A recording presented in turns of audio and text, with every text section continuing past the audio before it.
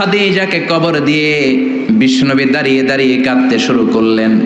সাইয়েদনা আবু বকর উমর বলে, ও নবী চলেন। কবর দেয়া হলো, দোয়া করা হলো, আর দাঁড়িয়ে রইলেন কেন? চলেন ঘরে ফিরে যাই। বিশ্বনবী বললেন, ও আবু বকর, তোমার মনে চায় তুমি ফিরে যাও, আমি যাব না।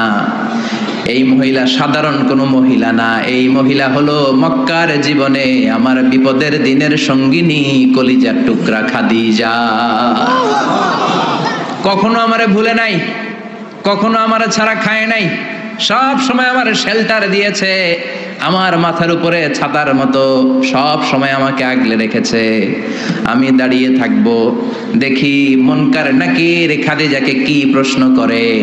খাদিজার কবরের 3টা প্রশ্নের জবাব আমি নিজে দিয়ে তারপরে ঘরে ফিরে যাব রে আবু বকর। সাইয়েদনা আবু বকর কাঁদতে শুরু করলেন।